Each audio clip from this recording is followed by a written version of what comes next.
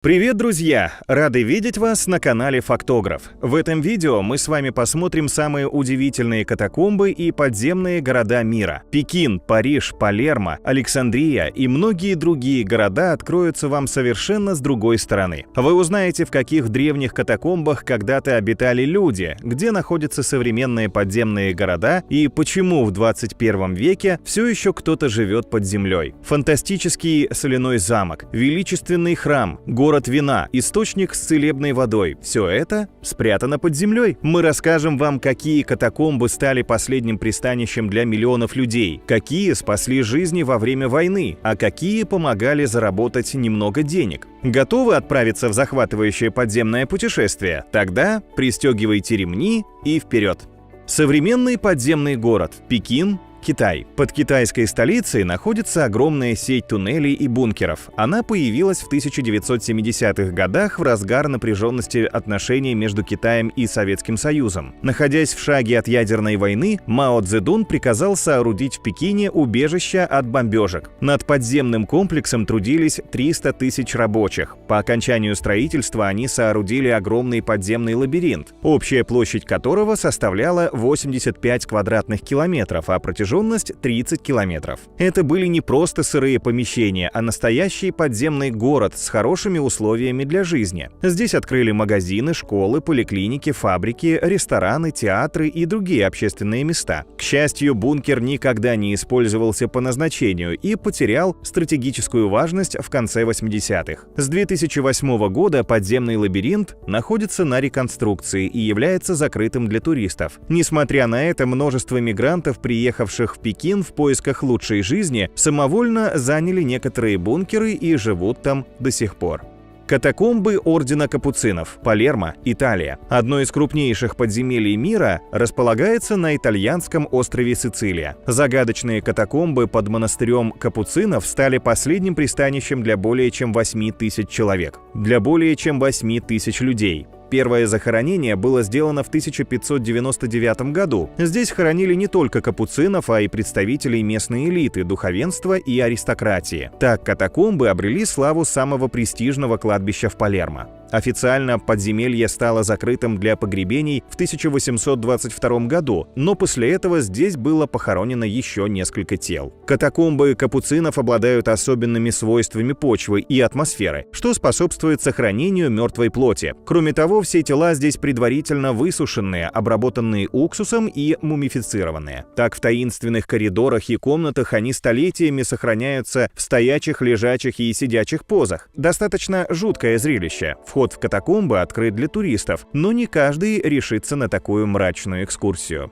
Подземный город Деренкую, Каппадокия, Турция. В 1963 году в Каппадокии был открыт подземный древний город Деренкую. Таинственная пещера состоит из 8 уровней, которые уходят вглубь земли на 60 метров, вплоть до подземных вод. Археологи предполагают, что подземелье было сооружено за несколько столетий до нашей эры. Здесь была организована вся необходимая инфраструктура, жилые помещения, продовольственные склады, школы, разные лавки, колодцы, громадные вентиляционные шахты и многое другое. По некоторым данным, в древние времена в Деренкую проживало около 20 тысяч людей вместе с домашним скотом. Так жители могли себя обеспечить от внешней угрозы. Но до сих пор нет однозначного ответа, как без наличия специальной техники они смогли построить целый город в горной породе. Ученые полагают, что сегодня исследовано лишь 10-15% подземных пещер, но этого достаточно, чтобы все желающие смогли прогуляться по безопасному маршруту и почувствовать атмосферу древнего Деренкую. Соляные копии в Величке, Польша. Недалеко от Кракова находятся уникальные многоуровневые катакомбы, в которых каждый элемент высечен из соли. Соляные копальни имеют 9 уровней, глубиной до 200 метров. В период с 13 по 20 столетие здесь проводились соледобывающие работы, а с 1978 года соляные шахты Величка входят в список мирового наследия ЮНЕСКО. На это фантастическое подземелье съезжаются посмотреть люди со всего мира. В тоннелях общей протяженностью практически 300 километров расположены необычные скульптурные и архитектурные изделия из соли. Здесь есть изысканные подземные залы, часовни, барельеф и подземное озеро, а на глубине 101 метра расположилась самая огромная и действующая до сих пор часовня Святой Кинги. Крупнейший подземный храм имеет высоту 12 метров, а длину 54. Он полностью высечен из соли, включая пол, стены и даже люстры, и здесь регулярно проводятся богослужения. Уникальный подземный город Кубер-Пиди, Австралия. Посреди жаркой австралийской пустыни уже более 100 лет существует подземный город. Он был основан в 1915 году, когда здесь обнаружили месторождение опалов, одного из видов драгоценных камней. Многие искатели разноцветных драгоценностей стали перевозить сюда семьи. Спасаясь от палящего солнца, шахтеры решили жить в землянках, где температура воздуха держится на уровне 22 градусов Цельсия. Так возникло название Кубер-Пиди, что в переводе с языка аборигенов означает «нора белого человека». Типичный дом местного жителя состоит из нескольких спален, гостиной, кухни и ванной комнаты. Чтобы избежать разрушений, потолки в комнатах поддерживаются массивными колоннами толщиной до 1 метра. Из-за отсутствия канализации кухня и туалет расположены на поверхности при входе, а доступ свежего воздуха в подземелье осуществляется с помощью специальной вентиляции. Также в подземном городе есть церковь, магазин, музей, бар и даже отель. Сегодня Кубер-Пиди приходит в упадок, так как молодежь выезжает отсюда в поисках более стабильной работы и комфортных условий жизни. Катакомбы Парижа, Франция. Каждый из нас знает наземные достопримечательности Парижа: Эйфелевую башню, Лувр, Нотр-Дам-де-Пари. Но знаете ли вы, что под землей самого романтического города в мире покоятся останки более 6 миллионов человек? Катакомбы уходят вглубь на 15-20 метров, а в длину приблизительно на 300 километров. Появились в период Средневековья. Здесь добывали известняк, природный материал, используемый в строительстве. В конце 18 века власти города приказали перенести останки покойников с кладбища невинных в образованные пустоты. Такое решение было принято из-за переполненности кладбищ и высокого риска распространения инфекций. Так парижские катакомбы превратились в оссуарий – хранилище костей усопших. Из человеческих костей выложены целые стены внутри подземелья. Причем одни сделаны только из черепов, другие только из берцовых костей и так далее. Здесь ощущается дыхание и запах смерти. Любители острых ощущений будут в восторге от этого места. Одесские катакомбы, Украина. Огромный подземный лабиринт под Одессой и ее окрестностями протянулся более чем на 3000 километров. Сюрреалистические катакомбы были проложены в 19 веке. Здесь активно добывали камень-ракушечник, из которого в то время строили большинство зданий в городе. Разнообразные лабиринты и подвалы прятали в своих стенах людей от эпидемии чумы, а во время Второй мировой войны скрывали партизанов. Однако многие из них, не зная особенностей тоннелей, так и не смогли найти выход наружу и остались здесь навсегда. Сегодня стены катакомб все так же выложены ракушечником разного цвета и структуры. Некоторые залы находятся в аварийном состоянии, а некоторые наглухо опечатаны, ведь ведут прямо в дома и используются одесситами в качестве погреба. В этих так называемых минах местные жители могли хранить не только продукты и вина, но и контрабандные товары. Посещение одесских катакомб допускается лишь с гидом. Самостоятельная экскурсия может плохо закончиться, ведь разветвленная сеть слишком запутанная, а точной карты до сих пор не существует. Подземный город вина в Криково, Молдова. Одно из самых больших в мире хранилищ вина находится в 15 километрах от Кишинева. Настоящий подземный винный город оборудовали в длинных 120-километровых штольнях, где когда-то добывали известняк. После Второй мировой войны, когда производство вина в Молдове набрало оборотов, было принято решение сделать выработанные шахты местом для выдержки благородного напитка. Глубина 35-80 метров, влажность не менее 80% и температура 12-14 градусов создали для этого идеальные условия. В 1952 году здесь был официально открыт завод шампанских вин Крикова. Сейчас подземный город пользуется популярностью у туристов. Здесь можно прогуляться по настоящим улицам, названным в честь марок молдавского вина, продегустировать изысканные напитки. По городу даже можно передвигаться на машинах или велосипедах, так как здесь есть знаки, светофоры и действуют наземные правила дорожного движения. Катакомбы Святой Соломонии на Кипре. На кипрском курорте Пафос можно насладиться не только пляжным отдыхом, но и посетить древние достопримечательности, как, например, катакомбы Святой Соломонии. Одна из главных христианских святынь острова представляет собой комплекс из нескольких пещер, вырубленных в известняковой горе. Появилась она приблизительно в IV веке до нашей эры и использовалась для языческих захоронений. Здесь до сих пор хранятся фрески и письмена крестоносцев, относящиеся к XII веку. По легенде, во II веке до нашей эры Соломония со своими сыновьями пряталась в этих катакомбах от сирийского царя Антиоха. Но их нашли и всех 7 детей убили на глазах у матери. Сама женщина скончалась от горя и была похоронена в одной из пещер. Так катакомбы получили свое название и стали считаться священным местом. В пещерную церковь с часовнями съезжаются верующие со всего мира, надеясь, что это поможет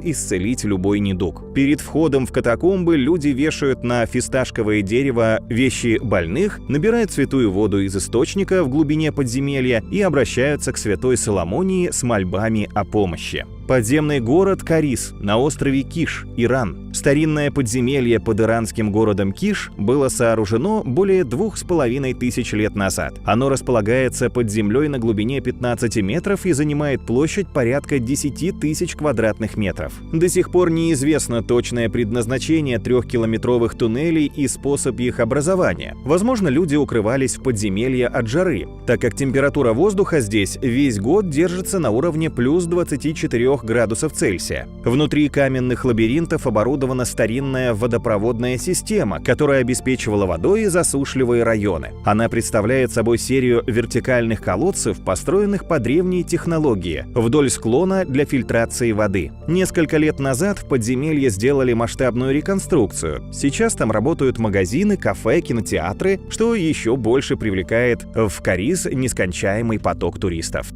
Катакомбы Ком-эль-Шугафа в Александрия, Египет. Настоящий подземный лабиринт является одним из самых важных исторических объектов в Александрии. Катакомбы были случайно обнаружены в 1900 году, когда осел, бродивший по окраине города, провалился в шахту. Археологи предполагают, что подземелье было сооружено около 2000 лет назад и изначально предназначалось для захоронений одной богатой семьи. Позже место погребения расширили, и сейчас здесь покоится несколько сотен мумий. В катакомбы ведет винтовая лестница, спустившись по которой на глубину 30 метров можно попасть в ротонду, куполообразное круглое помещение. От ротонды сетью расходятся многочисленные залы и погребальные камеры с высеченными нишами для саркофагов. Сама гробница состоит из 3 уровней: верхней погребальной комнаты, основной и нижней, которая ныне затоплена. Архитектура и роспись катакомб Ком-эль-Шугафа соединила в себе элементы римского, греческого и египетского стиля. Все гробницы украшены статуями, колоннами и барельефами, которые сохранились практически в первозданном виде. Много неизведанного, таинственного и захватывающего скрывается в недрах земли. Что-то поражает, что-то пугает, что-то заставляет возвращаться в подземное царство снова и снова. Но ни одно из этих мест не оставит вас равнодушным. Это был топ-11 самых удивительных катакомб и подземных городов мира. Пишите в комментариях, какую из этих подземных туннелей вы бы не отказались увидеть собственными глазами. А может быть, вы какой-то из них уже посещали. Приветствуем вас на канале Фактограф. В этом видео речь пойдет о самых удивительных озерах нашей планеты. Озеро — это замкнутое углубление в суше, которое заполнено водой и не связано с мировым океаном. Озера могут быть пресными или солеными, крупными и маленькими, могут располагаться в горах и на равнинах. Если вы считаете, что в этих водоемах не может быть ничего интересного, то сильно ошибаетесь. Мы покажем вам 12 потрясающих озер изумрудного, зеленого и даже красного цвета. Вы узнаете, в каком озере невозможно утонуть, а в каком можно свариться заживо, в каком водоеме находится месторождение асфальта и какое озеро сравнивают с морем. В нашей подборке будет кратерный водоем, затопленный парк, озеро, приносящее смерть всему живому и многое другое. Так что садитесь поудобнее и давайте поближе познакомимся с этими важными элементами нашей экосистемы. Лагуна Колорадо, Боливия. Потрясающее соленое озеро образовалось в горах Боливии, неподалеку границы с Чили, на территории национального парка Эдуардо Авароа. Оно выделяется на фоне окружающего пейзажа яркими красками, темно-синим цветом воды, плавно переходящим во всевозможные оттенки красного. Такой вид лагуне Колорадо придают отложения солей, пигментированные водоросли и другие микроорганизмы, населяющие водоем. Цвет воды меняется в зависимости от погоды, освещения, температуры и осадков. Средняя глубина озера составляет порядка 35 сантиметров, а по всей его поверхности пробиваются многочисленные белые островки из буры. Также в лагуне Колорадо водится редкий вид розовых птиц – фламинго Джеймса. На фоне белоснежных пиков Анд это все великолепие создает фантастическую, словно неземную картинку. Плитвицкие озера, Хорватия. В самом центре Хорватии находится крупнейший национальный парк страны, что внесен в список всемирного наследия ЮНЕСКО. Именно здесь возникли Плитвицкие озера, каскад удивительных карстовых озер. Это 16 водоемов, что взаимосвязываются проливами и водопадами. Плотины из известняковых отложений отделяют озера друг от друга. С каждым годом водопадов становится все больше, и некоторые из них уже достигают нескольких десятков метров в высоту. Гористая местность, что утопает в зелени, прозрачная изумрудно-бирюзовая вода, создают настолько волшебные пейзажи, что от них захватывает дух. Ученые считают, что Плитвицким озерам уже более 4000 лет, но первое упоминание о них датируется лишь 18 веком. Обустраивать местность начали в середине 20 века, и сейчас Плитвицкие озера ежегодно посещает около 1 миллиона человек.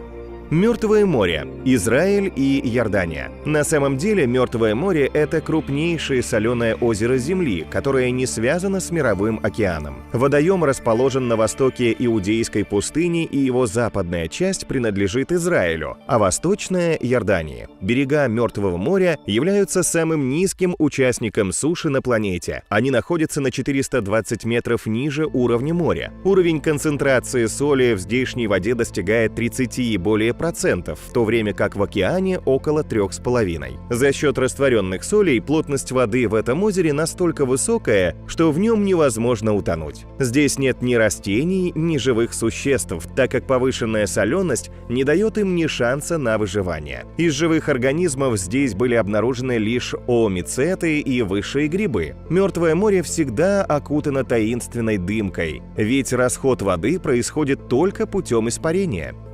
Озера Келимуту, Индонезия. На индонезийском острове Флорес есть необычный вулкан Келимуту высотой 1636 метров. Его кратеры заполняют 3 озера, вода которых окрашена в разные цвета. В течение нескольких лет водоемы, словно хамелеоны, меняют свой оттенок от зеленого и бирюзового до кирпичного, бордового и даже черного. Изменение окраски происходит в каждом озере независимо друг от друга и объясняется химической реакцией между газом и отложенными в воде минералами. Кратерные озера – это природный феномен, который возник в результате последнего извержения Келимуту в 1968 году. Тогда в магме образовались впадины, что со временем наполнились атмосферными осадками. Местные жители верят, что в этих озерах обитают души их умерших предков. И когда души сердятся, тогда вода меняет цвет. Цветные озера считаются национальным достоянием Индонезии. Они даже были изображены на купюре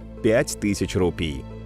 Зеленое озеро, Австрия. Сказочное озеро, окруженное густыми лесами и альпийскими горами Хохшваб, располагается в австрийской земле Штирия. Свое название Грюнерзее или «Зеленое озеро» оно получило благодаря изумрудно-зеленому цвету. На первый взгляд, кроме красивых пейзажей, здесь нет ничего необычного. Но это озеро отличается от других способностью посезонно менять уровень воды. С августа по апрель это чудесный парк с полянами, тропинками, лавочками и небольшим водоемом. Весной талая вода спускается с гор и наполняет бассейн озера. Кристально чистые ручьи затапливают территорию парка, по которому еще недавно гуляли люди. Так эта местность превращается в настоящий подводный мир под 12-метровой толщией воды. Это рай для дайверов и подводных фотографов. Но из-за вреда уникальному озеру с января 2016 года погружение, купание и плавание здесь полностью запрещено. Озеро 5 цветов, Китай. В самом сердце национального парка Цзючжайгоу находится знаменитое озеро Пяти цветов. Оно окутано множеством тайн, и некоторые из них до сих пор заводят ученых в тупик. Чистейшая вода периодически меняет цвет от желтого до темно-зеленого и чаще всего до алмазно-синего. Этот феномен объясняется наличием в воде определенных минералов, которые под воздействием солнечных лучей сменяют оттенки. Но самое интересное, что озеро Пяти цветов никогда не мелеет и даже в самые холодные зимы не замерзает. Хотя близлежащие водоемы иногда высыхают, а в морозы покрываются льдом. Китайские ученые предполагают, что незамерзание происходит из-за наличия на дне озера горячих источников. Эту теорию подтверждают пузыри воздуха на поверхности воды. Однако из-за толстого слоя деревянных стволов, упавших в воду, подводные источники пока что не удалось обнаружить. Тем не менее, специалисты сумели найти здесь подводную пещеру и тоннель, соединяющий Пять цветов с окрестными озерами. Кипящее озеро Бойлинг, Содружество Доминика. В далеком 1870 году в небольшом островном государстве Доминика, что расположено в Карибском море, было обнаружено горячее озеро Бойлинг. Оно образовалось в горной местности на склоне вулкана Морнват.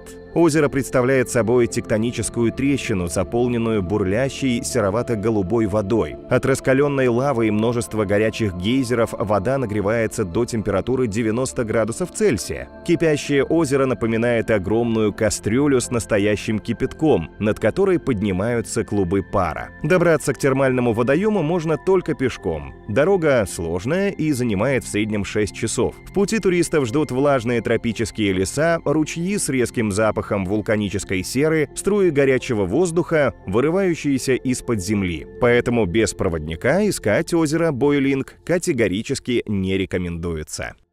Озеро Медуз, Палау. На Тихоокеанском архипелаге Скалистые острова, принадлежащем Республике Палау, находится одно из самых посещаемых озер мира – озеро Медуз. Слабосоленый водоем образовался около 12 тысяч лет назад. От Тихого океана его отделяет узкая полоса суши шириной всего 200 метров. Медузы, попавшие в озеро из океана, начали здесь размножаться. Благодаря отсутствию естественных врагов они со временем эволюционировали и утратили свои жала. Медузы стали безопасными для человека, поэтому с ними можно свободно плавать. Но нырять с аквалангом в глубокие воды озера Медуз запрещено. Дело в том, что нижние слои воды настолько насыщены сероводородом, аммиаком и фосфатами, что могут отравить дайвера даже через кожу. В основном в озере встречается два вида медуз – лунная и золотая. Всего в небольшом водоеме площадью 0,57 квадратных километра обитает по разным данным от 2 до 15 миллионов особей. Озеро Натрон, Танзания. В Восточной Африке, недалеко от границы Танзании с Кенией, раскинулось щелочное соленое озеро Натрон. Свое название водоем получил от огромного количества в составе воды минерала натрона, то есть карбоната соды. В период засухи озеро нагревается до плюс 50 градусов Цельсия. Происходит интенсивное испарение, и водоем покрывается соляной коркой насыщенного красного цвета. Это связано с жизнедеятельностью цианобактерий, которые при повышении температуры начинают выделять характерный пигмент, что окрашивает корку. Глядя на кровавую гладь, сложно поверить, что временами натрон выглядит вполне обычно. Из рыб в озере водится только щелочная тилапия, а также 3 вида микроорганизмов. Кроме того, здесь живут и размножаются редкие малые фламинго. Для остальных птиц и животных это прекрасное озеро несет смерть. Попав в опасную воду натрона, они моментально погибают, а их тела мумифицируются. Асфальтовое озеро Пич-Лейк, Тринидад. Пич-Лейк – смоляное или битумное озеро, где рождается настоящий жидкий природный асфальт. Асфальтовое озеро возникло тысячи лет назад в результате разлома земной коры в районе Карибского бассейна. Так из глубоких месторождений поднялась нефть и наполнила образовавшиеся резервуары на дне озера. Фактически Пич-Лейк – это огромная яма, наполненная смесью глины, воды и нефти, в которой постоянно что-то бурлит и происходит. Кроме того, асфальтовое озеро, как черная дыра, способно поглощать объекты, попадающие на его поверхность, и очень долго удерживать их. Так из-под маслянистой глади была извлечена древняя индийская керамика, фрагменты скелета гигантского ленивца, зуб мастодонта. Ежегодно сюда прибывает около 20 тысяч туристов, желающих посмотреть на это чудо природы, прогуляться по его вязкой поверхности и даже поплавать. А высококачественный асфальт из острова Тринидад идет на экспорт. По некоторым подсчетам его хватит еще минимум на 400 лет. Озеро Балатон, Венгрия. Крупнейший пресноводный водоем Центральной Европы расположился в западной части Венгрии. Озеро простирается на 79 километров на территории Среднедунайской равнины вдоль подножий гор Баконь. Его ширина колеблется от 1,2 до 12,4 километров, а средняя глубина составляет всего лишь 3,6 метра. Местные жители называют Балатон Венгерским морем за его уникальную форму, необычный рельеф, насыщенную йодом чистейшую воду и особый микроклимат. Дно озера выслано мелким песком, а вода в летний период прогревается до 25 градусов Цельсия. Вокруг озера растут виноградники и возвышаются вулканические горы, а в окрестностях располагаются курортные центры, гостиницы и кемпинги. Балатон считается жемчужиной Венгрии и самым популярным туристическим направлением страны. Озеро Нонгхан или море красных лотосов, Таиланд. В северо-восточном регионе Таиланда в провинции Удонтхани находится невероятно красивое озеро Нонгхан. Оно занимает площадь 32 квадратных километра и имеет глубину всего лишь 1 метр. На первый взгляд это ничем не примечательный водоем. Но ежегодно в период с ноября по март это озеро превращается в море красных лотосов. На Нонгхан распускаются тысячи розово-малиновых цветков. Это невероятное зрелище привлекает сюда туристов из всех уголков планеты. Люди отправляются на лодочные прогулки по специальным проходам, чтобы как можно меньше тревожить цветочные поля. Наиболее завораживающе озеро выглядит рано утром с 6 до 11 часов утра, когда открываются бутоны лотосов. Это был топ-12 самых удивительных озер нашей планеты. Каждая из них особенная, неповторимая и достойна вашего внимания. Но если бы вам нужно было выбрать одного фаворита, на каком озере вы бы остановились? Делитесь с нами в комментариях.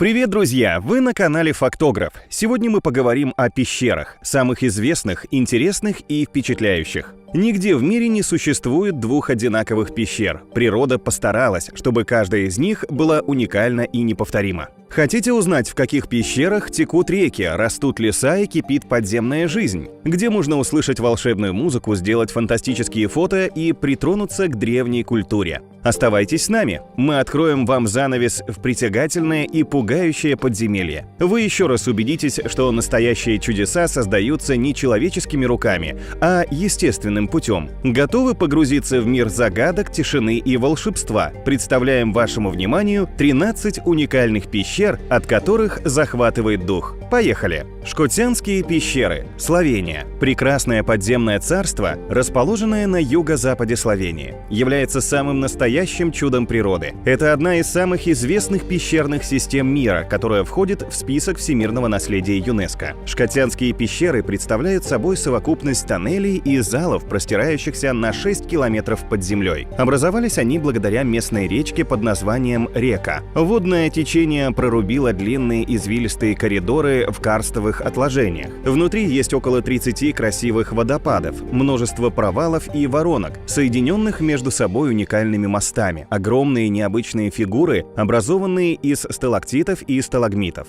В карстовых пещерах расположен крупнейший подземный грот Европы – зал Мартеля и самый большой подземный каньон, глубина которого достигает 146 метров.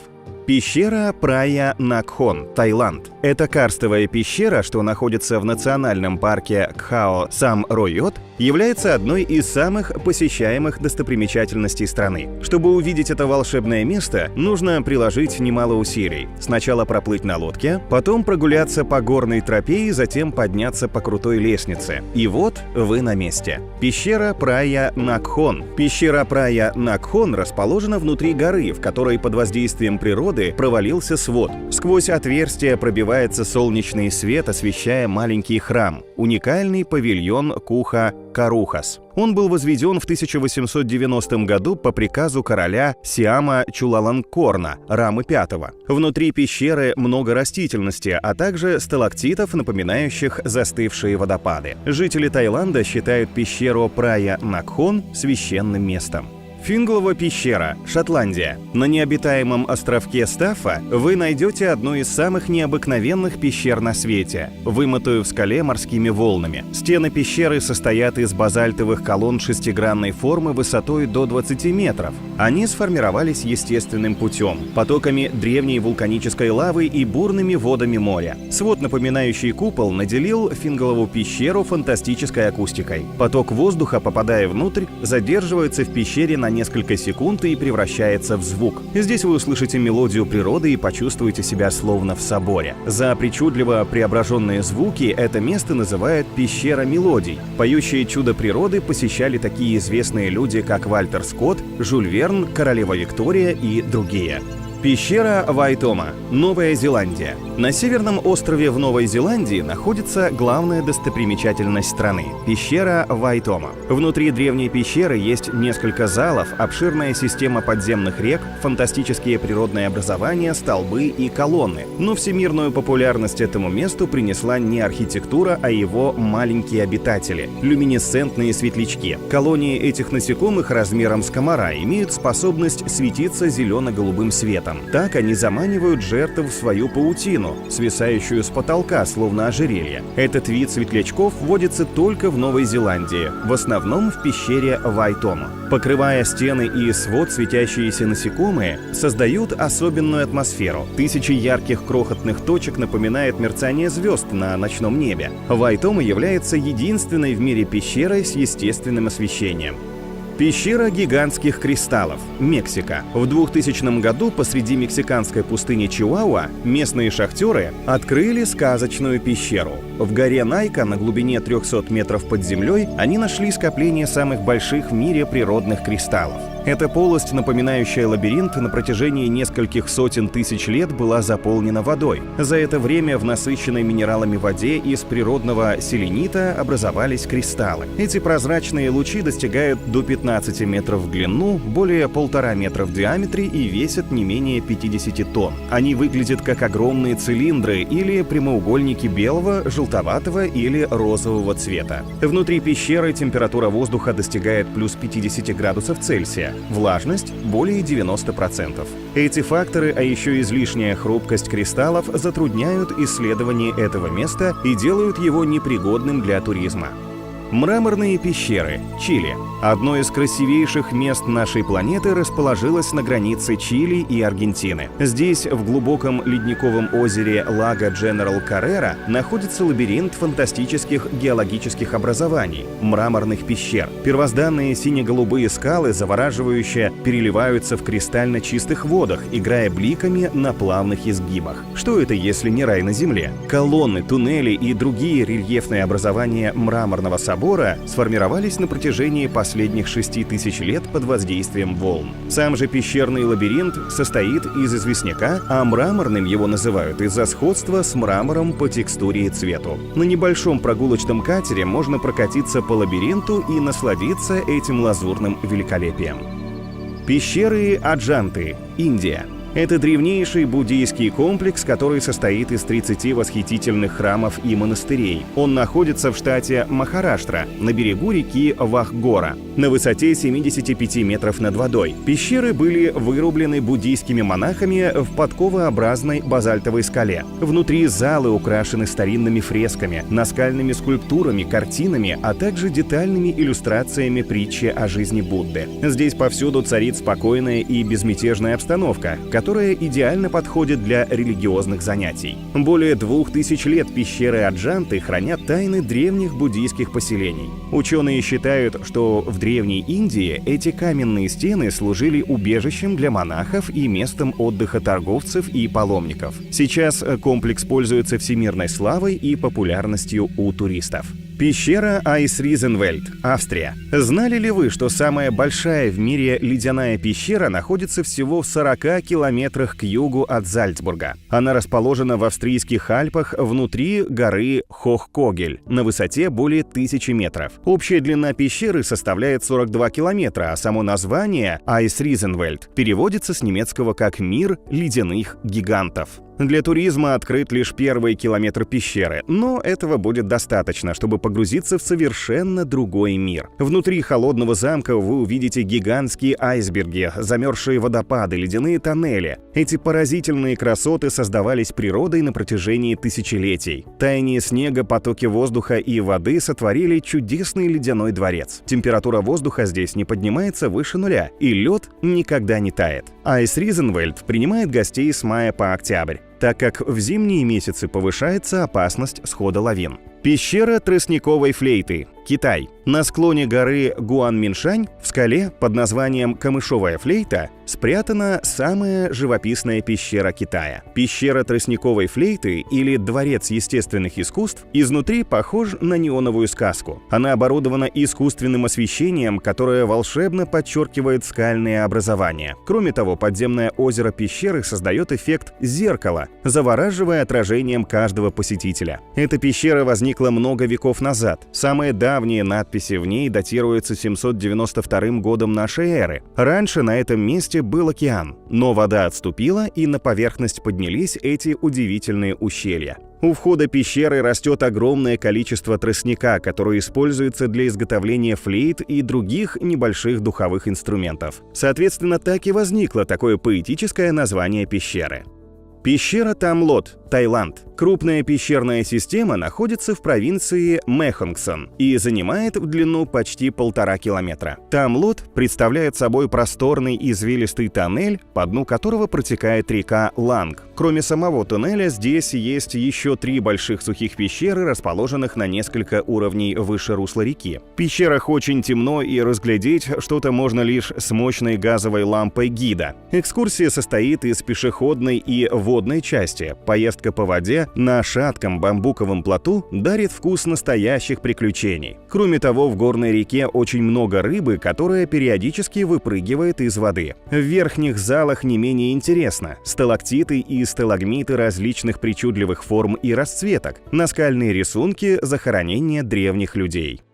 Пещера Бенагил, Португалия. Южная провинция Португалии, Алгаври, славится своими пляжами и прибрежными формациями. Но именно пещера Бенагил покорила миллионы сердец. Одну из самых потрясающих природных достопримечательностей веками вытачивали в золотистых скалах волны и ветер. Удивительный грот прячет внутри своих стен живописную бухту с мелким песком и кристально чистой водой. Сквозь отверстие в потолке пещеры пробивается солнце, освещая секретный пляж. Здесь настолько чудесно, что просто захватывает дух. Добраться к пещере можно лишь морским путем, на лодке или катере. Несмотря на то, что в 300 метрах от сказочного грота находится пляж, плыть к нему самостоятельно не стоит. Из-за частых штормов и острых скал это может быть опасно.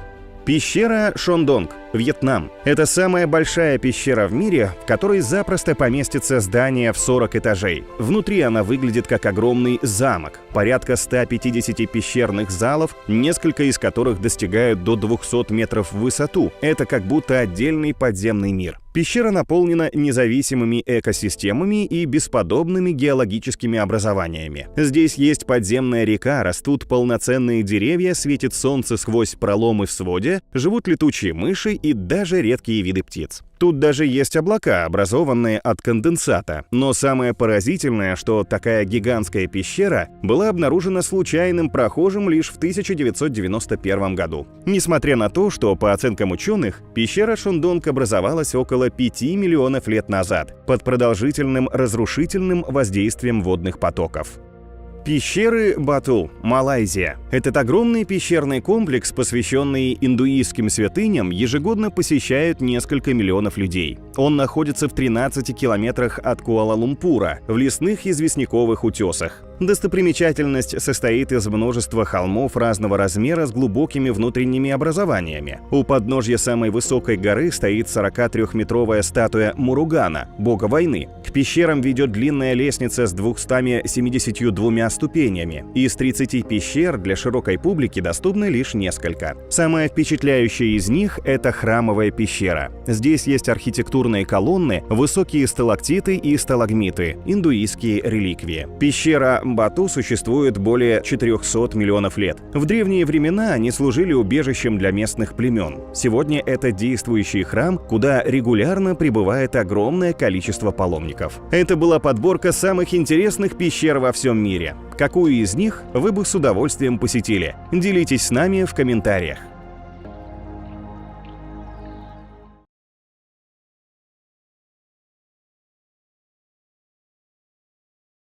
Квартира эта, номер 50, давно уже пользовалась, если не плохой, то, во всяком случае, странной репутацией. И именно так отзывается Михаил Булгаков о своем реальном жилище на страницах культового романа «Мастер и Маргарита». Жуткие места, необычные дома и пугают, и манят одновременно. Пожалуй, только истинный поклонник хорроров способен наслаждаться причудливыми объектами в обыденной жизни. Предлагаем вам посетить некоторые из этих мест вместе с нами. Давайте начнем. Припять, Украина. Пустующая Припять неподалеку от Киева основана в 1970 году, но близость к Чернобыльской АЭС предопределила ее судьбу. Из-за самой масштабной катастрофы в СССР всех жителей эвакуировали, а город стал частью зоны отчуждения. Многоэтажки с зияющими окнами, колесо обозрения, кинотеатр «Прометей», ДК «Энергетик», универсамы, гостиница – все замерло, превратилось в слепок ушедшей эпохи. Повсюду царит гнетущее безмолвие. После аварии город обеззараживали, радиационный фон снизился, поэтому по Припяти бесстрашно снуют сталкеры и простые туристы. Главный чернобыльский миф – двухголовые собаки, 3-метровые сомы и прочие мутанты. В реке и лесу действительно водится крупная живность, но виной тому не обязательно радиация. А сам город вымер не окончательно. Кое-кто вернулся в свои дома, есть даже несколько кафе и магазинов. Однако определенный ореол таинственности здесь присутствует. Замок Дракулы, Румыния. Еще одно место с дурной славой. Вряд ли в истории найдется второй тиран, убийца и деспот, которого настолько демонизировали, о котором сложили так много легенд. Влад Цепиш Дракула, правивший средневековой Валахией, действительно был беспощаден. Сажал врагов на кол, вбивал гвозди в головы, устраивал резню в разгар щедрых пиров, пока сам не погиб в бою от рук местных жителей, жаждавших мести. Подобная кровожадность зачаровала Брэма Стокера, превратившего Дракулу в главного вампира всех времен и народов. Замок Бран, где якобы жил Цепиш, популярный must-see Румынии. Но на деле это просто туристический аттракцион. Эффектный, величественный, с секретными ходами и башенками, он вполне сгодился бы для вампира. Но реальный князь провел здесь максимум пару ночей в плену. И то не факт. А вот руины Поэнари выглядят не столь впечатляюще, зато действительно были обителью Дракулы. И если ехать за атмосферой, то именно сюда. Остров Кукол, Мексика. А теперь перенесемся на другой континент. В одном из районов Мехико есть остров посреди канала. Зрелище не для слабонервных. На деревьях развешаны сотни кукол. Младенцы-голыши, барышни в нарядных платьях, мальчишки с озорными лицами. Потрепанные, грязные, искореженные, они действительно напоминают маленьких висельников, глядящих в пустоту застывшими глазницами. Жуткие куклы успокаивают призрак девочки, якобы утонувшей в здешних водах. До недавнего времени на острове жил всего один человек – Хулион Сантана Баррера, разводивший овощи и цветы. Однажды он услышал из воды крики и бросился на помощь, но спасти утопленницу не успел. На поверхности плавала лишь кукла, которую он повесил на дерево в память о незнакомке. С тех пор его стали преследовать стоны, шаги и плач. Призрак настойчиво требовал новых игрушек. Почти 50 лет Хулион собирал и развешивал кукол, а фантом, по его словам, старательно уродовал каждую. Теперь на острове живет племянник Баррера, открывший музей, посвященный истории дяди. Попасть сюда можно только на лодке, но далеко не все горят желанием приближаться к достопримечательности. Болото Манчак, США. Недалеко от Нового Орлеана есть странное и страшное место, созданное природой и проклятое человеком. Болотистая местность, в которой водятся аллигаторы, не растут деревья и, по слухам, обитают оборотни. Вода в болотах сине-черная. Ужас нагоняет тот факт, что время от времени на поверхность всплывают трупы давно погибших людей. В начале 20 века в этой местности держали в качестве пленницы колдунью. Она и прокляла болото Манчак. С тех пор там творятся жуткие вещи. Специалисты пытались осушить болото, ничего не вышло. Рабочие, которые выполняли осушение, остались без крова. Страшный ураган уничтожил несколько деревень. Некоторые погибли. Базар черной магии в Соноре, Мексика. И снова мистическая Центральная Америка. Санта-Муэрте, Святая Смерть. Одна из любимых святых мексиканцев. Почитание ее парадоксальным образом сочетается с глубокой религиозностью местных жителей. Почти все они настоящие католики. Тем не менее, различные атрибуты культа Святой Смерти можно приобрести на рынке в Соноре. По выходным и праздникам проводятся церемонии, ритуалы и гуляния. Торговые лавочки выглядят жутко и весело одновременно. К колдовству в Мексике относятся серьезно. Поэтому базар очень популярен. Здесь можно встретить части тел сушеных животных, птиц, рептилий, их черепа, изделия из шерсти и костей. Все эти предметы призваны решить абсолютно любую проблему человека. От бесплодия и больных зубов до успеха в бизнесе. Здесь постоянно обитают маги, к которым можно обратиться за помощью. Жутковатое для приезжих место, конечно. Треугольник дьявола, Тихий океан. Восток – дело тонкое, как говорил небезызвестный герой одного фильма. Перенесемся же и мы в мистические места Азии.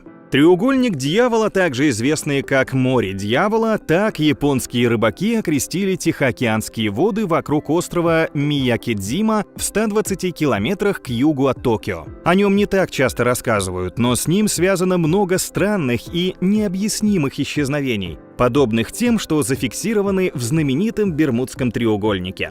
Таинственные инциденты включали в себя светящиеся объекты, магнитные аномалии, самолеты, падающие с неба по непонятным причинам, и несколько необъяснимых исчезновений кораблей и людей на них. Многие исследователи пытались выдвинуть свои собственные теории ненормальности этих мест. Но у приверженцев мрачной мистики есть мнение, что треугольник дьявола является одним из 7 врат ада на Земле. Неудовлетворенное всеми этими объяснениями японское правительство отправило в 1952 году свою собственную исследовательскую группу на судне Кайо Мару номер 5 в треугольник дьявола. Экипаж состоял из 31 человека. Все они пропали без вести. После этого случая исследования в этой зоне больше не проводились.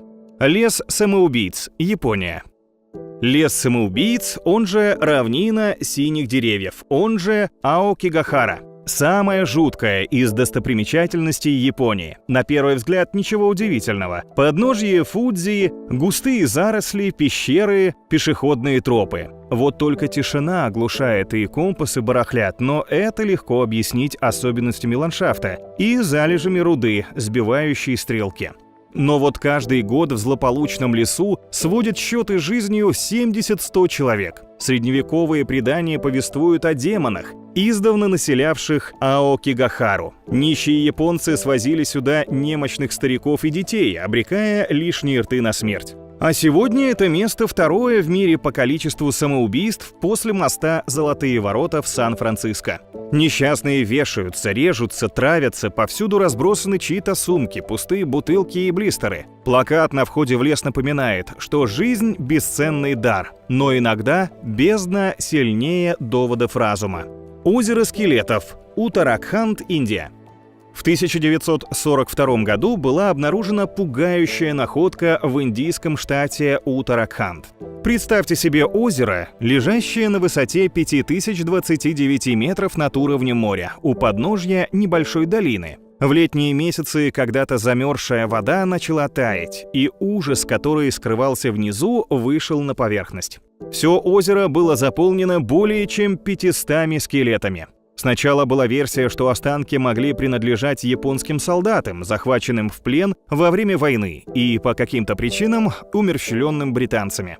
Был вызван следователь с судмедэкспертами, чтобы определить, правда ли это. Но кости не были достаточно свежими, чтобы принадлежать солдатам времен Второй мировой. В результате было обнаружено, что скелеты датируются еще 850 годом нашей эры. Благодаря разреженности воздуха и постоянным низким температурам в регионе тела хорошо сохранились. Изучение этого археологического и криминального феномена длится уже много лет. Многие даже утверждают, что это кладбище могло быть результатом древнего ритуального самоубийства. Однако самое интересное объяснение на сегодня – это то, что все эти люди погибли из-за аномально крупного града. В каждом найденном черепе была обнаружена небольшая глубокая трещина, будто бы смертельные удары исходили откуда-то сверху.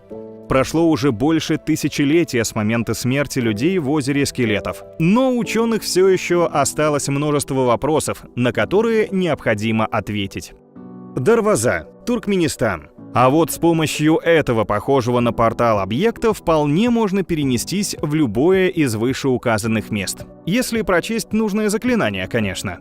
Газовый кратер, который местные жители и путешественники называют дверью в преисподнюю или вратами ада. В 1971 году команда советских ученых обнаружила здесь скопление природного газа. В результате бурения скважины специалисты наткнулись на каверну, пустоту, в результате чего земля обвалилась и образовалась дыра, наполненная газом. В целях предотвращения утечки газ было решено поджечь. Предполагалось, что газ в подземной полости скоро выгорит, но, увы, этот пожар так по сей день и не потух.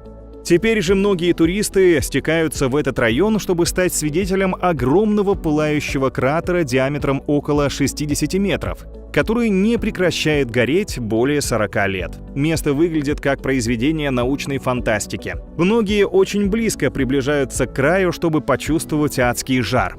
Президент Туркменистана Ниязов в свое время даже приказал закрыть эти ворота. Но это невозможно до тех пор, пока природный газ в этом месте не закончится. Сколько газа осталось и как долго Дарваза будет гореть, по-прежнему остается загадкой. Вот такие они, места с дурной и мистической славой. Мало кто знает, сколько еще жутких и страшных мест с нехорошей репутацией существуют на этом свете, равно как никто не знает, какие тайны скрываются внутри. Сегодня мы посетили лишь несколько из них, но даже эти немногие локации не могут оставить нервы людей в спокойствии. Было интересно? Тогда скорее жми на колокольчик, чтобы не пропустить новое видео. Всем до встречи!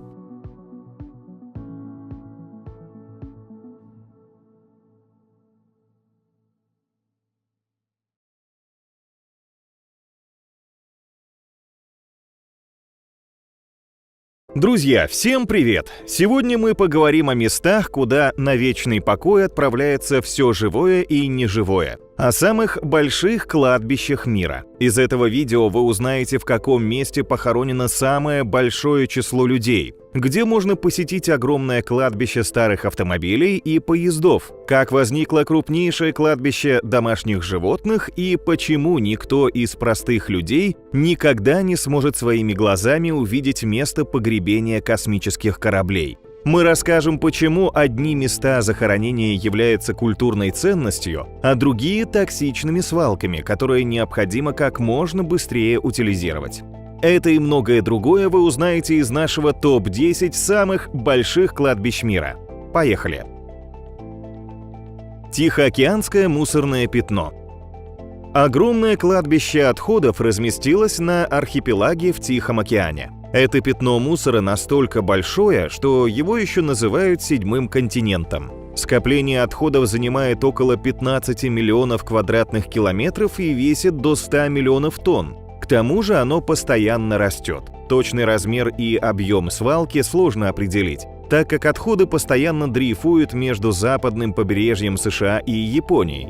Технически пятно нельзя назвать свалкой, так как оно образовалось стихийно. Здесь есть отходы, прибывшие по речному течению, выброшенный из палуб кораблей хлам, а также прибрежный мусор Северной Америки и Азии. По мнению ученых, большая часть пятна состоит из пластика, а также из отходов коммерческого рыболовного производства. Кроме того, здесь много дерева, стекла, резины. Разлагаясь, пластик выделяет токсичные вещества, которые представляют огромную опасность для морских обитателей. Несмотря на риски, Тихоокеанское мусорное пятно ежедневно посещает множество людей в надежде найти что-то стоящее и немного подзаработать. Кладбище такси, Китай. В 80-х-90-х годах прошлого века экономика КНР начала стремительно подниматься. Все больше граждан страны вышли на новый социальный уровень и смогли приобрести личный автомобиль.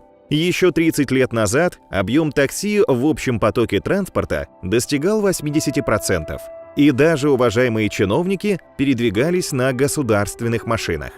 Сейчас же в таком количестве общественного транспорта нет нужды. Тысячи такси остались в пустыре, неподалеку китайского города Чуньцин. За несколько десятков лет здесь образовалась самая большая в мире ярко-желтая свалка вышедших из строя такси.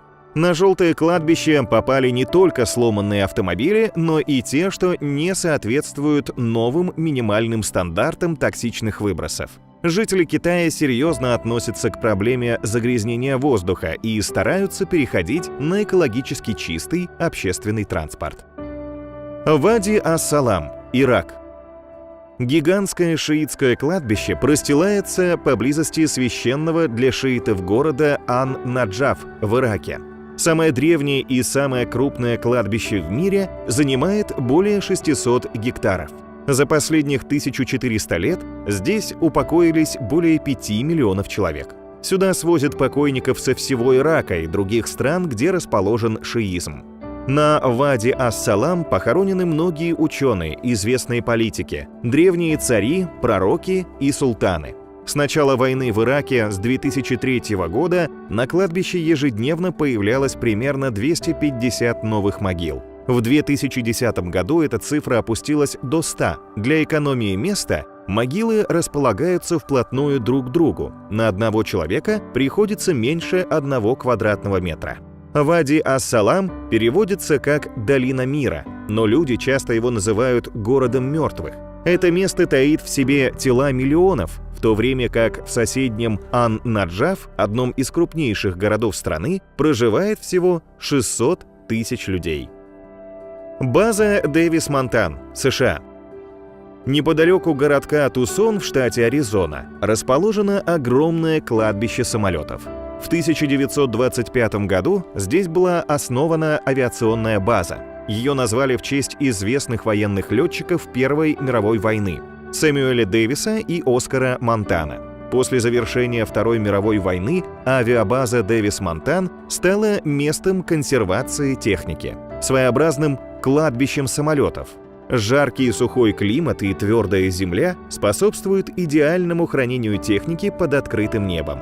Стоимость такой стоянки для старых самолетов обходится совсем недорого, ведь нужно оплачивать специальные ангары или укладку асфальтированного покрытия.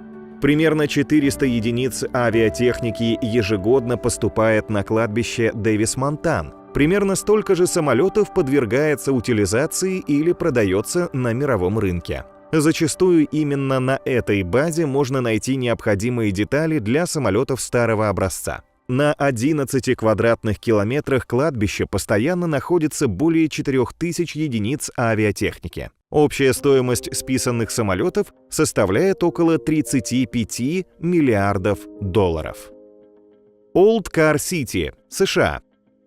В 50 милях от Атланты, в штате Джорджия, существует самое настоящее кладбище старых автомобилей.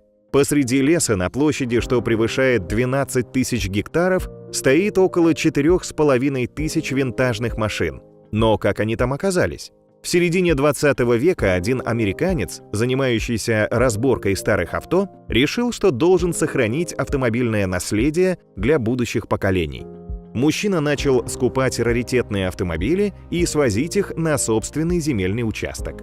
После смерти старика дело отца продолжил его сын. Количество экземпляров с каждым годом только увеличивалось. Некоторые авто здесь находятся так давно, что под воздействием природных условий начали разрушаться и практически вросли в землю. Автокладбище является частной собственностью, но за $25-30 его можно посетить. В городе старых машин можно гулять бесконечно долго, делать уникальные снимки и еще раз напоминать себе, что в этом мире нет ничего вечного.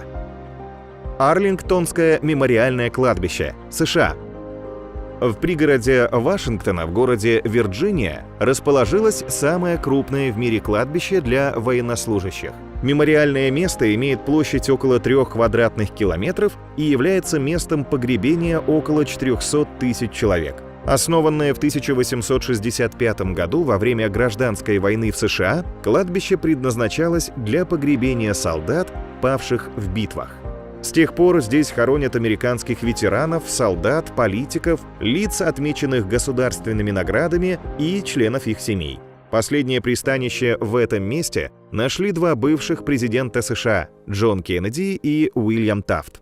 Сегодня там продолжают хоронить около 25 человек в день, но по предварительным расчетам к 2025 году кладбище заполнится и станет закрытым для новых погребений. Кроме того, есть один важный нюанс. На Арлингтонском национальном кладбище запрещено хоронить военнослужащих, приговоренных к пожизненному заключению или к смертной казни. Американское военное кладбище является одним из наиболее известных в мире. Одинаковые белые надгробия, утопающие в зелени, часто мелькают в американских фильмах. Точка Немо – кладбище космических кораблей. В водах Тихого океана между Южной Америкой и Австралией находится кладбище космических кораблей. Здесь, на глубине, достигающей 4 километров, покоятся непригодные к эксплуатации крупные космические аппараты. После завершения работы их спускают с орбиты и затапливают в самом отдаленном от суши месте, так называемой точке Немо. Захоронению подлежат отработавшие свой эксплуатационный ресурс орбитальные станции и корабли, заполненные отходами жизнедеятельности космонавтов.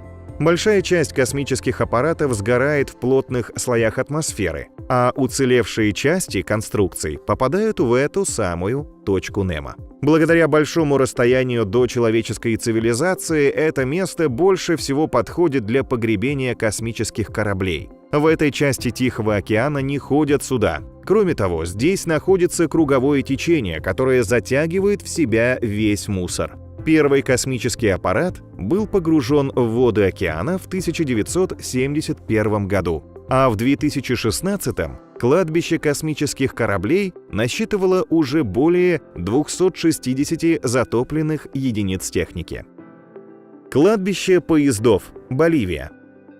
Самое крупное в мире кладбище поездов находится на юго-западе Боливии, в долине высохшего соленого озера Салар-де-Уюни. В конце XIX века британские инженеры соорудили здесь железнодорожный транспортный узел, чтобы перевозить полезные ископаемые. Но спустя 50 лет минералы в окрестных рудниках иссякли, а обслуживание паровозов стало недешево. Потребностей в транспортных услугах железных дорог больше не было, и ветка, ведущая к городу Уюни, была заброшена. Отслужившую железнодорожную технику начали оставлять просто под открытым небом. Сегодня там можно увидеть как отдельные части легендарных паровиков, так и целые локомотивы вместе с вагонами. Жаркий климат поспособствовал коррозии металла и со временем превратил поезда в своеобразные скелеты, по которым гуляет ветер. Теперь кладбище поездов стало местной достопримечательностью. Любой желающий может прикоснуться к столетним машинам и сделать несколько уникальных кадров.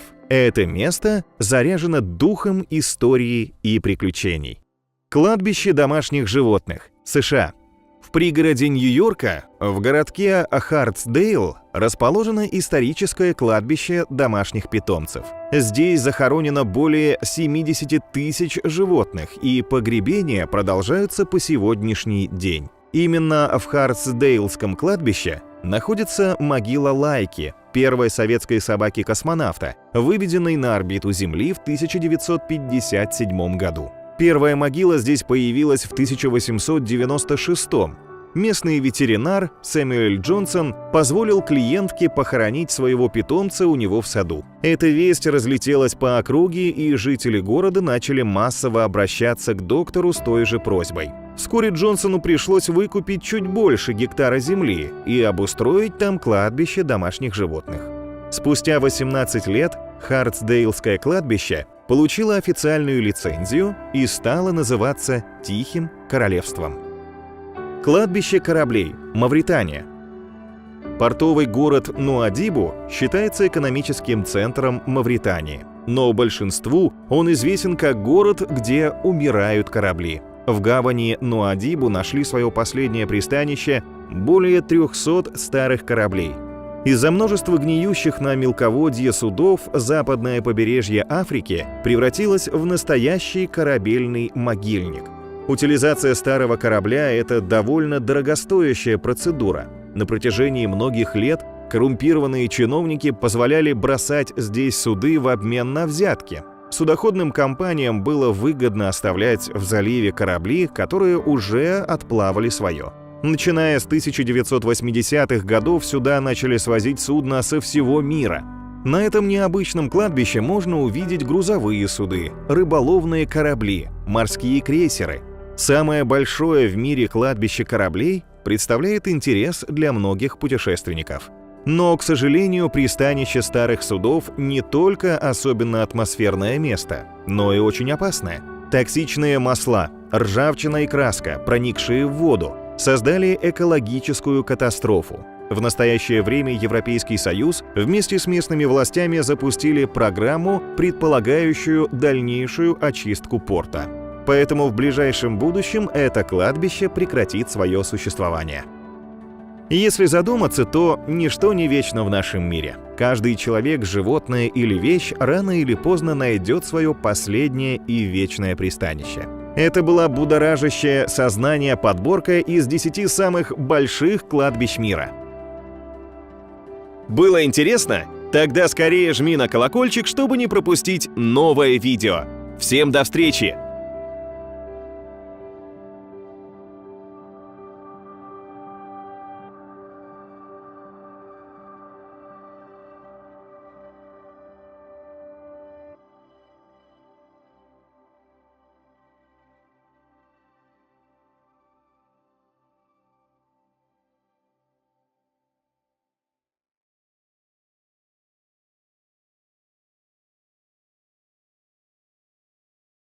Привет, друзья! Рады видеть вас на канале Фактограф. Были ли вы когда-то в заброшенных местах? В тех самых, что некогда были популярными и посещаемыми, а сейчас стали пустынными и обрастают жуткими легендами. В этом видео мы с вами посетим 10 самых невероятных заброшенных мест в мире. Какое-то из них опустело из-за войн, другое из-за человеческой халатности, третье из-за неконтролируемых природных явлений. Вы увидите больницу, где лечился молодой Гитлер, и снимала клип группа «Рамштайн». Город, что стал реальным прототипом киноленты «Silent Hill». Брошенное поселение, что превратилось в съемочную площадку для фильмов «Страсти Христовы» и «Квант милосердия». Каждое место имеет свою атмосферную историю, окутанную мистикой и загадками. Так что садитесь поудобнее, берите теплый плед, чай и поехали. Вароша, Кипр. История отобранного рая. Вароша – туристический район кипрского города Фамагуста. Когда-то здесь были шикарные пляжи, роскошные гостиницы, престижные рестораны, крупнейший морской порт. Это место было ультрасовременным курортом, где отдыхали самые богатые и знаменитые люди со всего мира. Но в 1974 году все изменилось. На фоне обострения отношений между греко-киприотами и турко-киприотами, населяющими остров, турецкая армия вторглась на территорию Кипра. Турция Больница заняла 37% площади острова, пока НАТО не остановило ее армию. Вороши оказались на линии фронта, и местные жители в спешке эвакуировались. Тысячи людей покинули дома, прихватив с собой лишь вещи первой необходимости. Турецкие войска захватили пустой город, оцепили и закрыли. В 1984 году ООН приняла резолюцию, которая разрешила поселяться в Вороши лишь местным жителям и их потомкам. Но турки не пустили их туда. В 2004 году ООН предложила создать Объединенную Кипрскую Республику, включающую в себя греческую и турецкую автономию. Но теперь греко-киприоты не поддержали инициативу, что не предусматривало полное выведение турецкой армии с территории острова. Спустя почти полвека в 2020 году власти Турции открыли для туристов береговую линию Вороши. Но сам по себе квартал остается безлюдным, заброшенным и разграбленным.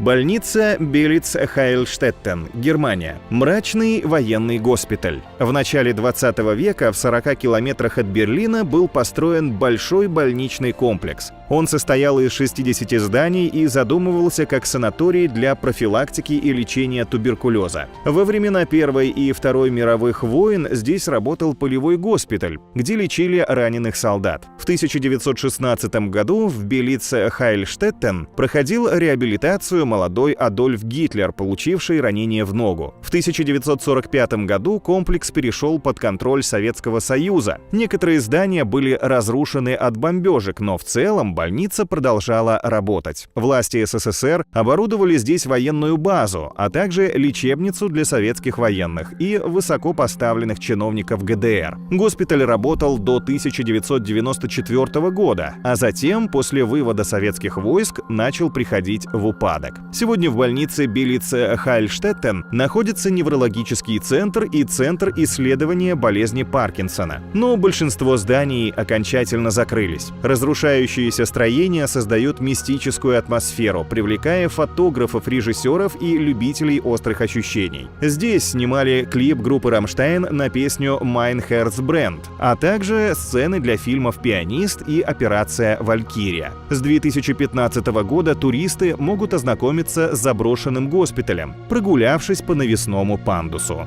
Крако – итальянский город-призрак. Средневековый город Крако помпезно возвышается на скале в провинции Матера, что находится на юге Италии. Издалека он похож на большой замок, все строения имеют один цвет и сливаются с окружающими пейзажами. Но у этого прекрасного места есть одна особенность. С конца 60-х годов 20 века здесь нет людей. Как же так вышло? Поселение в этом месте возникало еще задолго до нашей эры. Благодаря активному развитию сельского хозяйства в X веке Крако процветал. Это был стратегически важный город с уникальной архитектурой. Но землетрясения, оползни, военные конфликты, упадок сельского хозяйства сделали жизнь здесь невыносимой. В 1963 году случился самый сильный подземный толчок со множеством жертв и разрушений. Жители города ради своей безопасности перебрались в соседний Крако-Пескьера. До переселения в Крако проживало около 2000 человек. После здесь осталось лишь несколько стариков, не желающих покидать свой дом. Сейчас город-призрак одиноко возвышается над выжженными солнцем оврагами. Лишь безлюдные полуразрушенные улицы шепчут, что время здесь остановилось. Но Крако не забывают. Город регулярно посещают туристы, а режиссеры снимают фильмы, как, например, «Квант милосердия» и «Страсти Христовы».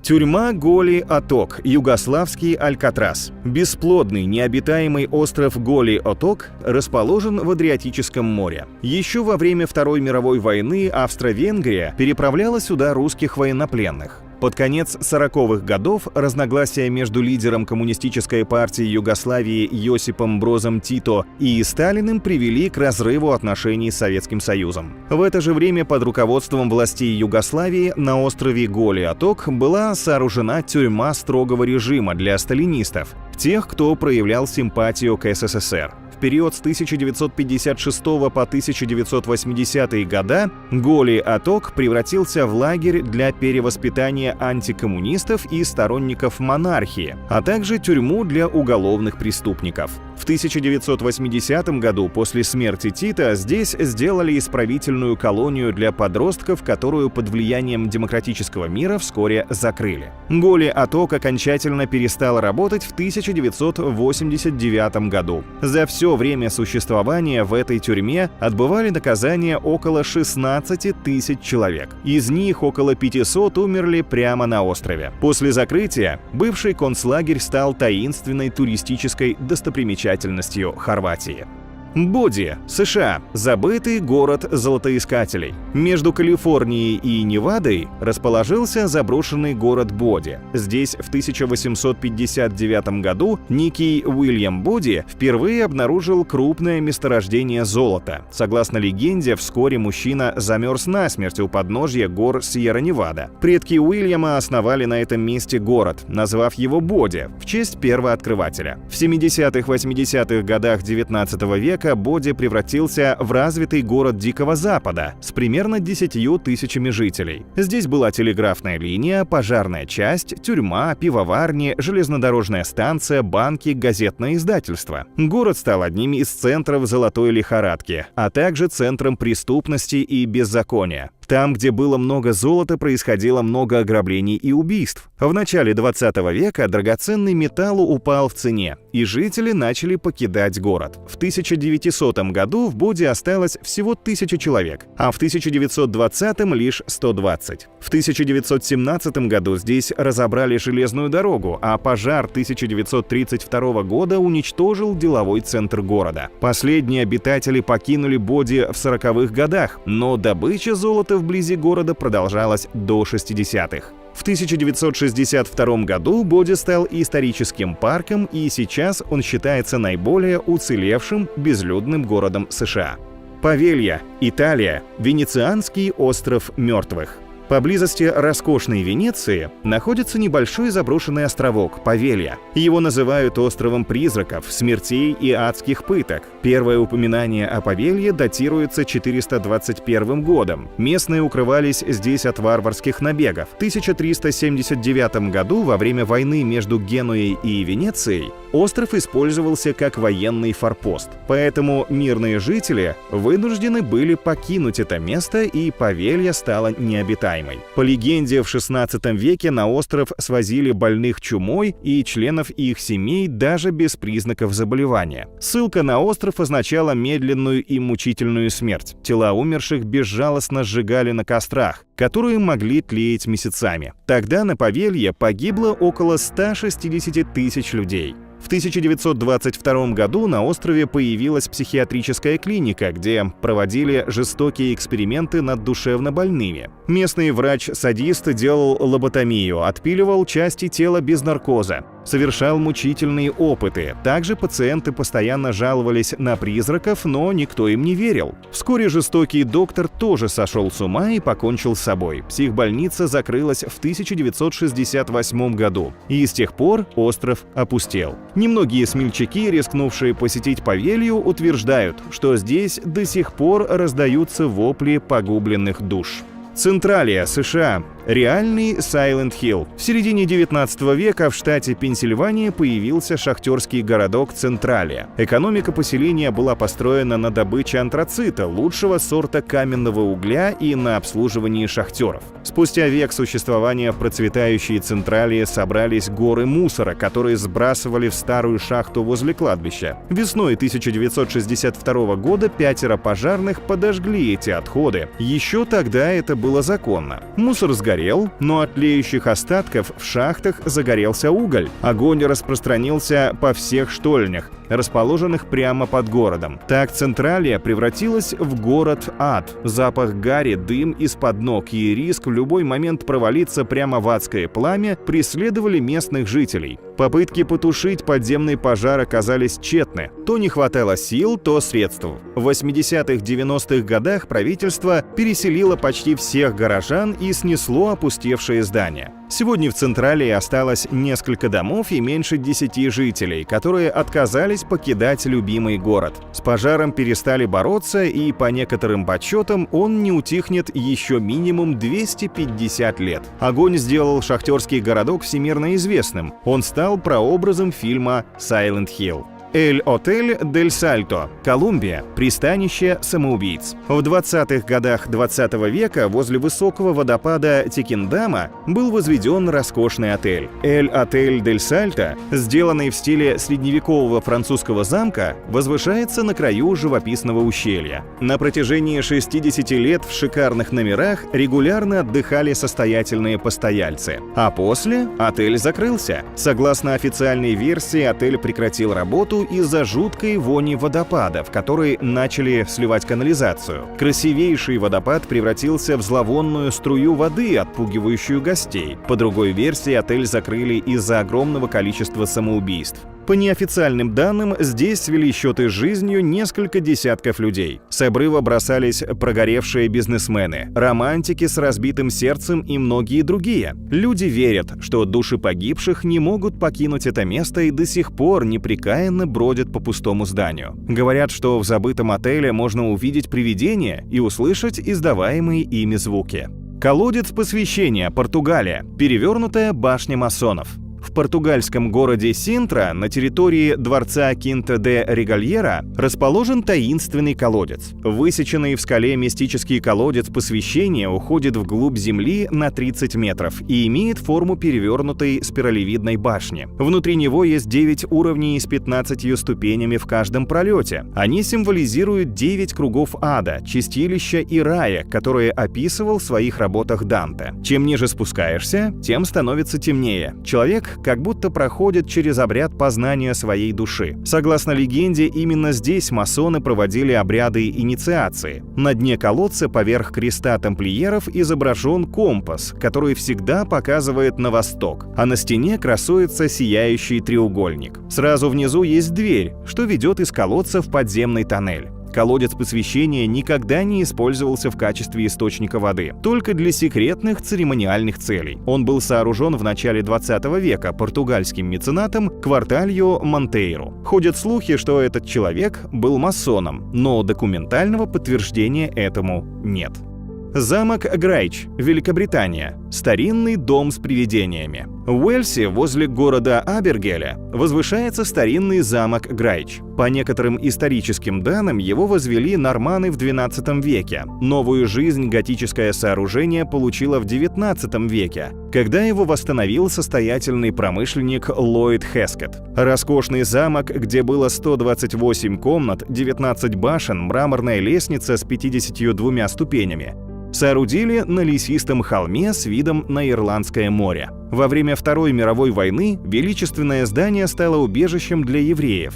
В 1946 году Грайч был продан, и новые владельцы забросили его. Замок опустел, а вандалы растащили все, что смогли унести. Сегодня это место подходит лишь для средневековых ярмарок, турниров и фотосъемок. Ходят слухи, что по замку бродит призрак бывшей владелицы поместья графини Дандональд, умершей в 1924 году. Некоторые говорят, что здесь обитает дух служанки, что погибла из-за падения с лошади. Иногда в таинственном замке можно услышать стук копыт несуществующих лошадей, а присутствие потусторонних духов ощущают даже собаки. Более того, в подвале Грайч когда-то проводились сатанинские обряды, а неподалеку сооружения располагается кладбище домашних животных. Это было десятка самых известных и невероятных заброшенных мест в мире. Все они когда-то строились как прогрессивные города и сооружения своего времени, но остались безлюдными и одинокими. Лишь сочетание тайны, опасности и неизведанности притягивает к ним экстремальных путешественников. Делитесь с нами в комментариях, какое место произвело на вас неизгладимое впечатление. Какая из 10 рассказанных историй запала вам в душу?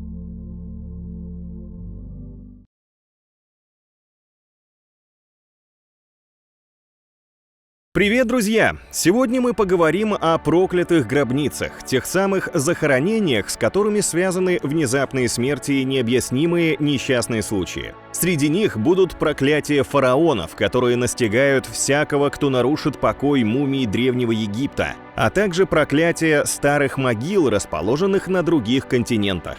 Наука отрицает магические последствия проклятий, и многие с этим согласятся. Но разве может быть так много трагических совпадений? Мы расскажем, что вынуждало археологов прикладывать руку к опасным раскопкам и что впоследствии происходило. Вы увидите самую опасную в мире гробницу, которую до сих пор никто не решился открыть, захоронение, вскрытие которого стало катализатором войны, мумию жрицы, что потопила «Титаник» и многие другие. Давайте рассмотрим 10 самых проклятых гробниц в истории, а затем решим, это мифы или реальность. Поехали! Недостроенная пирамида Сехемхета, Египет. Сехемхет был третьим древнеегипетским фараоном Древнего царства Третьей династии и правил в течение 6 лет. Он был наследником великого фараона Джосера, которому предписывают строительство первых пирамид. Однако имя Сехемхет не было известно историкам до середины 20 века. В начале 50-х годов под руководством египетского археолога Мохаммеда Закария Гонейма была обнаружена недостроенная пирамида. Она находилась под толстым слоем песка и, вероятно, осталась незаконченной из-за внезапной смерти правителя. Внутри гробницы был найден саркофаг, но внутри было пусто. Куда делась мумия Сехемхета? До сих пор загадка.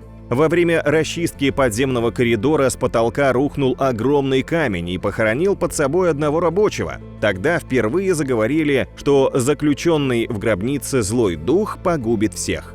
Гонейм чудом оказался жив, но все же не сумел избежать проклятия фараона. Спустя несколько лет его безосновательно обвинили в контрабанде древних артефактов. Гонейм не выдержал осуждения и покончил с собой, утопившись в Ниле.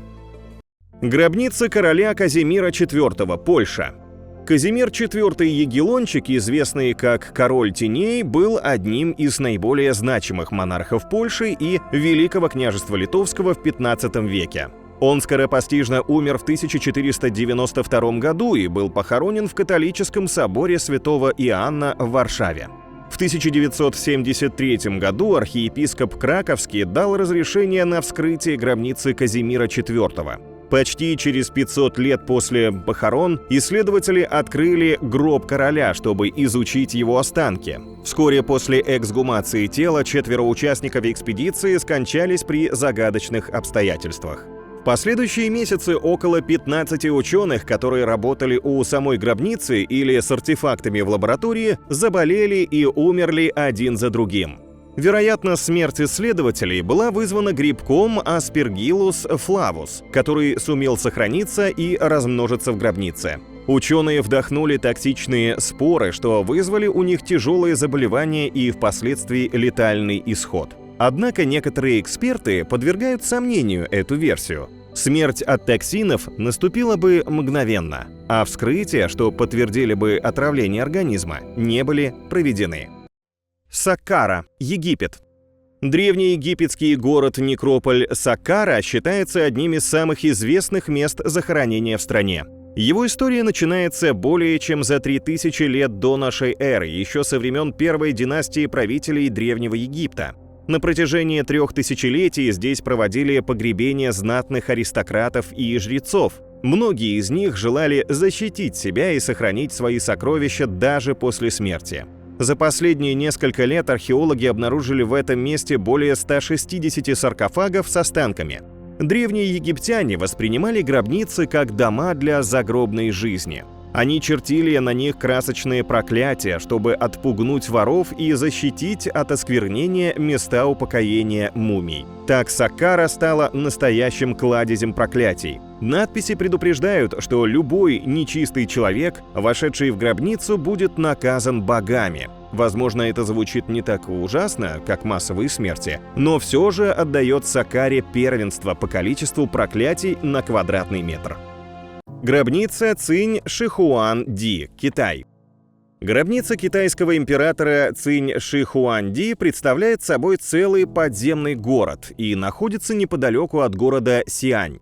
Она была сооружена в III веке до нашей эры глубоко под землей, ниже водоносных слоев. Мавзолей императора находится посередине, а вокруг него покоятся придворные и слуги. Также гробницу Цинь Шихуан-Ди охраняет легендарная терракотовая армия. Тысячи керамических фигур воинов в натуральную величину и сотни колесниц из дерева и бронзы. Считается, что эти фигуры обладают магической силой и могут причинить вред тем, кто нарушит священность места. Гробница была обнаружена в 70-х годах, но еще ни разу не была открыта. Дело в том, что внутри обустроено множество смертельных ловушек, чтобы ни воры, ни случайные любопытные не смогли приблизиться к телу императора. Над сооружением гробницы трудилось более 700 тысяч рабочих. Многие из них были заживо здесь похоронены и унесли тайны гробницы в могилу. Сегодня археологи с особой осторожностью продолжают изучать это культурно-историческое захоронение. Ученые боятся повредить ценные артефакты, и к тому же никто не хочет стать первой жертвой проклятия императора. Проклятие Симеона Боливара, Венесуэла. Это легенда, которая связана с именем известного латиноамериканского революционера, генерала и политика Симона Боливара. Некоторые утверждают, что он умер в 1830 году не своей смертью, а в результате убийства. Поэтому политик изрек проклятие на свою родину Венесуэлу и ее жителей. Боливар произнес, что после его смерти страна будет испытывать бедствие, насилие и кровопролитие. Здесь не будет мира и стабильности в течение многих лет. Вскоре последовала череда неблагоприятных событий. Гибель некоторых противников Боливара, несколько мощных землетрясений, унесших десятки тысяч жизней, политический кризис. В 2010 году президент Венесуэлы Уго Чавес решил эксгумировать тело революционера, чтобы установить причину его смерти. Чавес восхищался Боливаром и лично присутствовал на вскрытии захоронения. Установить, от чего погиб Боливар, так и не удалось. А сам Чавес вскоре заболел раком и умер в 2013 году. После его смерти в Венесуэле произошел обвал экономики, кризис и раскол общества. Проклятие Корнсталк или кукурузного стебля, США. Это проклятие связано с индейским вождем по имени Кукурузный стебель, который возглавлял племя Шауни в XVIII веке. В 1774 году Кукурузный стебель попытался предотвратить конфликт между своим народом и белыми поселенцами на территории, на которой находится сегодняшний город Пойнт-Плезант в Западной Вирджинии. Несмотря на его усилия, конфликт все же произошел. Во время дипломатического визита Корнстолк был казнен колонистами в отместку за то, что другое племя Шауни убило одного из них. Такое вероломное убийство многих возмутило, но из-за отсутствия показаний свидетелей виновные остались безнаказанны. По легенде, перед смертью Кукурузный стебель выговорил проклятие на колонистов. «Я и мой народ будем мстить за это». Несколько раз останки вождя были перезахоронены властями штата, и каждый раз после этого в Пойнт-Плезанте происходило какое-то несчастье. Обвал угольной шахты, разрушительный торнадо, аномальная засуха, неурожайные года и рост безработицы настигли жителей города. А в середине 20 века местные утверждали, что видели в окрестностях города странное существо, человека-мотылька, который явился для мести. Гробница жрицы храма Амон-Ра, Египет. В начале 20 века на территории древнего города Фивы 5 арабов обнаружили гробницу с мумией великой жрицы храма Амон-Ра, самого почитаемого божества среди фараонов Древнего Египта. Они продали свою находку английским археологам, но не поделив деньги, арабы затеяли драку и погибли от нанесенных друг другу ножевых ран. Египтологу, что перевозил мумию в Каир, ампутировали руку, так как он поцарапал о саркофаг палец и получил заражение крови. Мужчина, отвечающий за отправку жрицы в Британию, вскоре застрелился. Еще один из археологов умер от лихорадки, а второго на улице раздавила тяжелая телега ломового извозчика. Не повезло и фотографам. Один из них сошел с ума, вообразив, что мумия ожила, а второй скончался от солнечного удара. А когда роковую мумию поместили в Британский музей, один из работников получил сотрясение мозга. Все эти трагические случаи были опубликованы в прессе, и активисты начали требовать, чтобы тело жрицы отправили обратно в Египет. От греха подальше начальство музея решило перенести мумию в подвал. После этого один из рабочих заболел, а его начальник умер от сердечного приступа. Наконец, мумию купил американский археолог и задумал перевезти ее на свою родину. Он купил билет на самый современный корабль под названием «Титаник» и навсегда остался погребен под водами Северной Атлантики. Мумия Эци. или Тирольский ледяной человек. Граница Австрии и Италии. В 1991 году в Эцтальских Альпах была найдена ледяная мумия человека эпохи энеолита. Это тело мужчины, древнего пастуха, который жил примерно 5300 лет назад и умер от стычки с врагами, получив стрелу в спину. Он упал в горную расщелину, где лед покрыл его тело сразу после смерти, приостановил разложение и запустил процесс природной мумификации. Тело хорошо сохранилось, и ученые смогли воссоздать внешность и одежду Эци, изучить его рацион и заболевания, провести генетические исследования. Вскоре было замечено, что многие люди, связанные с мумией, стали жертвами трагических событий. Руководитель группы судмедэкспертов, что осматривала и упаковывала Эци для перевозки, погиб в автокатастрофе. Проводника, что привел ученых к месту находки, унесла снежная лавина. Журналист, что запечатлел извлечение мумии изо льда, умер от кровоизлияния в мозг. Турист, что нашел мумию, погиб во время снежной бури в 2004 году, а через час после его похорон скончался глава спасательной группы, что его искала. В 2005 году не стало ведущего специалиста по мумии, одного человека из его команды, а также молекулярного биолога. Мавзолей Гур-Эмир, Узбекистан. В усыпальнице Гур-Эмир, что находится в узбекском городе Самарканда, покоятся останки тюрко-монгольского завоевателя Тамерлана. Тамерлан или Тимур был основателем империи тимуридов, исторического государства, существовавшего в 1370-1507 годах и объединяющего современный Иран, Кавказ, Афганистан, Месопотамию, а также большую часть Средней Азии, Пакистана и Сирии. В 1405 году Тамерлан скончался. По легенде, на его надгробии было начертано проклятие: «Когда я встану, весь мир содрогнется». В июне 1941 года советское правительство, надеясь отыскать ценные артефакты, приняло решение вскрыть усыпальницу Гур-Эмир. Раскопки могилы Тимура начались 21 июня, и уже ближе к ночи советские археологи достали останки великого полководца. Сразу после этого рано утром 22 июня 1941 года Германия без объявления войны напала на СССР. Осенью 1942 года останки усопшего вернули на место, и в то же время произошел переломный момент в войне в пользу советской армии. Скептики скажут, что это совпадение, и война все равно бы началась, так как план Барбаросса был одобрен Гитлером еще в 1940 году. Но, может, все же не стоило осквернять захоронение. Гробница Тутанхамона, Египет.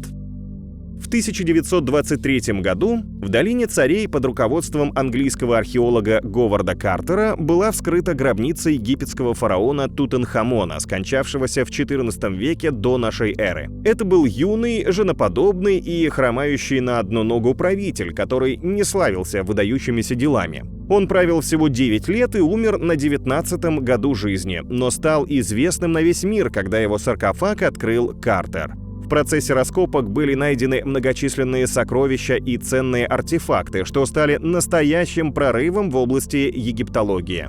А на стене настораживающая надпись: «Смерть скоро настигнет того, кто нарушит покой мертвого правителя». Затем последовала серия смертей, которые стали называть проклятием фараона. Первым внезапно умер спонсор Картера, лорд Карнарвон, присутствовавший при раскопках. Затем погибли еще несколько людей, что посетили гробницу Тутанхамона. Среди них рентгенолог Дуглас Рид, американский финансист Голд, британский археолог Эвелин Уайт, секретарь Картера Ричард Бэттл, американский египтолог Эмбер. При этом сам Картер прожил еще 17 лет и умер по естественным причинам. Феномен проклятия можно вполне логично объяснить. Почтенный возраст, серьезные заболевания, смертельные вирусы, бактерии и древние яды внутри гробницы могли стать причиной летального исхода. Но действительно ли все так просто? А как вы считаете, проклятие гробниц реально существует или это выдуманные легенды и самые обычные совпадения? Стоит ли тревожить древние захоронения или лучше оставить их в покое ради собственной безопасности? Делитесь своим мнением в комментариях.